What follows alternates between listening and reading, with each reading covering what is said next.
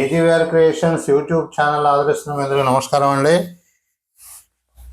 నిన్న మొన్న న్యూస్లో చూస్తుంటే 27వ తారీఖు అంటే రేపు వైఎస్ఆర్సీపీ ఆధ్వర్యంలో ఈ విద్యుత్ ఛార్జీల పెంపుకు నిరసనగా పోరుబాటు పడుతున్నారు జగన్మోహన్ రెడ్డి వారి యొక్క అభిమానులు. అంటే అక్కడ ఆంధ్రప్రదేశ్లో చంద్రబాబు నాయుడు గవర్నమెంట్ అంటే చాలామందికి అనుమానం కలుగుతున్నదండి. ముఖ్యంగా ఆయన ఎన్నికల వాగ్దానాల్లో ఈ కరెంటు ఛార్జీలు పెంచమని చెప్పారు, సంపద సృష్టిస్తామని చెప్పారు. ఇప్పుడు దానికి వ్యతిరేకంగా సంపద అయితే సృష్టించట్లేదు, వారానికి 4,000 కోట్లు ఎంతో అప్పు తెచ్చుకున్నారు. తర్వాత ఈ కరెంటు ఛార్జీలు కూడా దాదాపు 15,000 కోట్లు ఈ వినియోగదారుల నుంచి అదనపు ఛార్జీలుగా వేస్తున్నారు కలెక్ట్ చేయడానికి. ఆ విధంగా వాళ్ళు సంపద సృష్టించాలనుకుంటున్నారు. దానికి వ్యతిరేకంగా జగన్మోహన్ రెడ్డి గారి అభిమానులు వారి యొక్క పార్టీ కార్యకర్తలు రేపు పోరుబాటు పడతారట. అది నిజంగా అటువంటి ప్రతిపక్షం ఉండాలండి, లేకపోతే కరెంటు ఛార్జీలు పెంచడం అన్నది అత్యంత దారుణం అనమాట. ఎందుకంటే ఎన్నికల హామీలో కరెంటు ఛార్జీలు పెంచమని చెప్పి ప్రజల్ని మోసగించి వాళ్ళ చేత ఓట్లు వేయించుకొని ఇప్పుడు కరెంటు ఛార్జీలు పెంచుతున్నారు. అట్లా కాకుండా అదే కాకుండా జగన్మోహన్ రెడ్డి గారి మీద అనేక అపవాదాలు అనమాట. సైకో అన్నారు, చాడిస్ట్ అన్నారు, క్రిమినల్ అన్నారు, కరప్ట్ అన్నారు.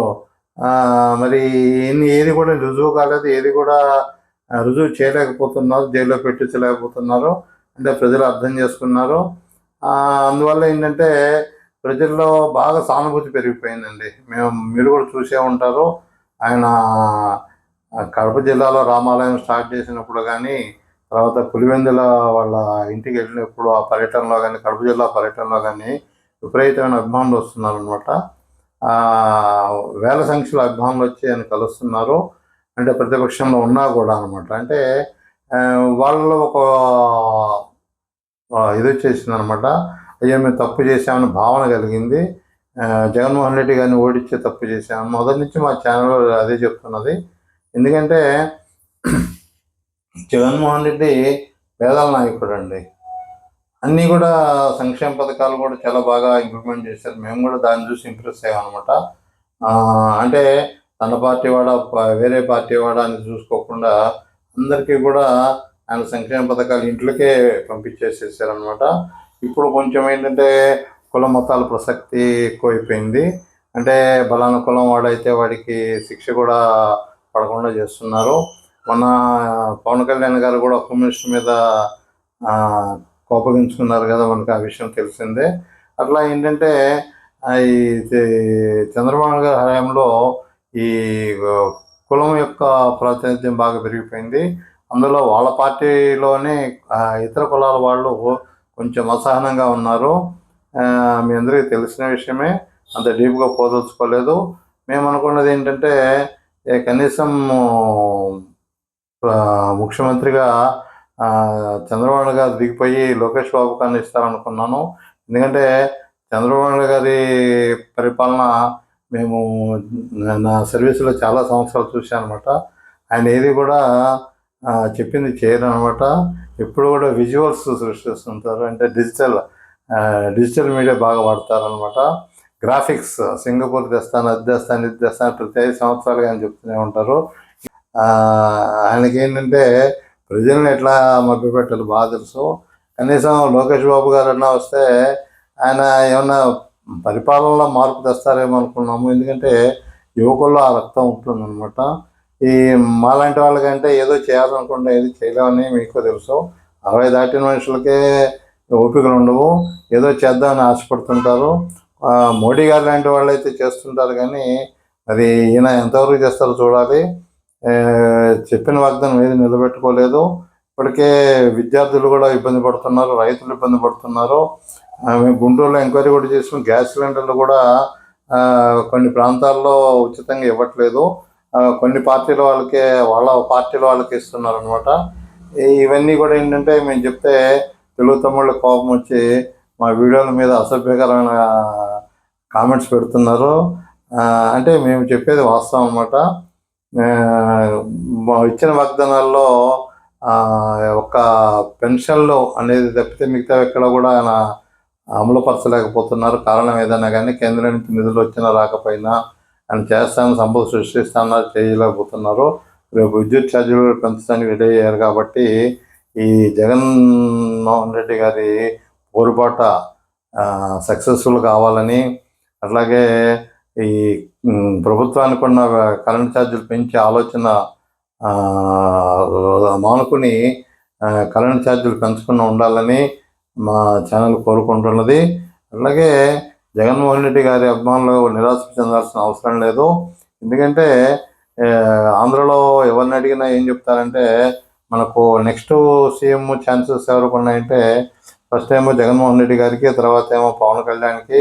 ఒకవేళ చంద్రబాబు నాయుడు గారు కనుక లోకేష్ బాబుని చేస్తే ఈ సంవత్సరంలో, ఎందుకంటే జమిలీ ఎలక్షన్స్ వస్తున్నాయి కాబట్టి ఆయన తొందరపడాలి.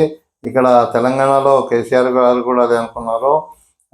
నెక్స్ట్ ఎలక్షన్స్లో మన కేటీఆర్ గారిని సీఎం చేస్తానే ఆయన గెలవలేకపోయారు. ఎందుకంటే ప్రజలు ఒకే పార్టీని ఎప్పుడు ఎన్నుకోరు కాబట్టి ఒకవేళ చంద్రబాబు నాయుడు గారు కనుక తను దిగిపోయి ఇప్పుడు వాళ్ళకి సాలిడ్ మెజార్టీ ఉంది కాబట్టి ఈ 2-3 సంవత్సరాల కన్నా అంటే జమిలీ ఎలక్షన్స్ వచ్చే లోపల లోకేష్ బాబుని ఏమైనా సీఎం చేస్తారని చూడాలి. లోకేష్ బాబు గారు సీఎం అయితే మరి పరిపాలనలో ఎట్లా ఉంటుందో చూడాలి. అది కూడా ఆయన పరిపాలన కూడా. ప్రస్తుతం అయితే చంద్రబాబు నాయుడు గారు కనుక కంటిన్యూ అయిపోతే ఆయన హామీలే నెరవేర్చకపోగా ప్రజల్ని మభ్యపెడుతూ 2047 విజన్ అని చెప్తూ ఇప్పుడు ప్రస్తుతమైన కాలం గడిపేస్తారని మాత్రం అందరికీ తెలిసిన విషయమే. ముఖ్యంగా నాలాంటి సీనియర్ సిటిజన్స్కి బాగా తెలుసు అనమాట. ఎందుకంటే ఆయన పరిపాలన మేము ఇక్కడ సమైక్యాంధ్రలో కూడా చూసాము, అన్ని చోట్ల చూసాం అనమాట. ఎప్పుడు కూడా ఈ హైటెక్ పనులు, హైటెక్ మాటలు, గ్రాఫిక్స్ మాటలు మాట్లాడటమే కానీ చేసిన వాగ్దానాలు నిలబెట్టుకోవడం ఆయనకి అంత ఇదిగా చేత కావట్లేదు. రెండోది ఏంటంటే ఆయన ఎలక్షన్స్లో ఎప్పుడు కూడా ఇండివిజువల్గా గెలవలేదు. మొన్న గెలిచింది కూడా పవన్ కళ్యాణ్ సపోర్ట్ చేసుకుని, బీజేపీ సపోర్ట్ చేసుకునే కానీ ఆయన ఇండివిజువల్గా ఆయనంతటా ఆయన ఎప్పుడు కూడా గెలవలేకపోయాడు. నాకు తెలిసి 14 సంవత్సరాల ముఖ్యమంత్రి అది ఇది అంటారు కానీ ఆయన ఎప్పుడు కూడా ఇండివిజువల్గా ఆయన కాళ్ళ మీద ఆయన తెలుగుదేశాన్ని గెలిపించిన దాఖలాలు లేవన్నమాట. ఏదైనా కూడా ఆయన గురించి మనం మాట్లాడుకోవడం చాలా టైం వేస్ట్. ఎందుకంటే పెద్ద ఆయన ఏదో చేద్దాం అనుకున్నాడు, చేయలేకపోతున్నాడు. వీళ్ళని పట్టుకుని మొత్తం ప్రభుత్వంలోకి అయితే వచ్చారు సీఎంగా. అందరికీ ఏదో చేద్దాం అనుకున్నారు, వాగ్దానాలు ఇచ్చారు. ఆయనకు తెలుసు ఆయన చేయలేకపోతారని. ఎందుకంటే ఆయన ఇచ్చిన వాగ్దానం ఎలా నెరవేర్చాలి అంటే కొన్ని లక్షల కోట్లు కావాలి. మన ప్రభుత్వం దగ్గర డబ్బులు లేవు కాబట్టి ఆయన చేయలేని తెలుసు. కానీ ఆయనకి ఏంటంటే ఎట్లాగైనా తెలుగుదేశం అధికారంలో తీసుకురావాలని ఉంది. సరే తీసుకొచ్చారు.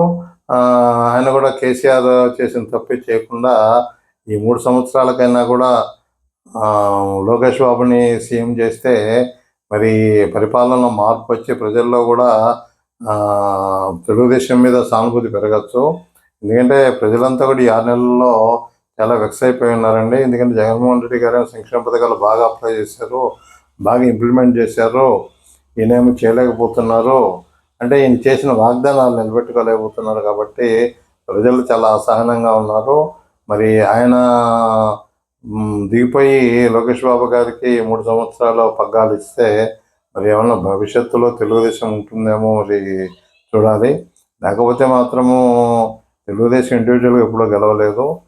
వచ్చే ఎలక్షన్స్లో కూడా మళ్ళీ జనసేనలో లేకపోతే బీజేపీనో వాళ్ళని పట్టుకొని రావాల్సిందే కానీ ఇండివిజువల్గా చంద్రబాబు గారి హామీలోకి అయితే రాలేదు. ఇది అందరికీ తెలిసిన విషయమే. ఉంటానండి.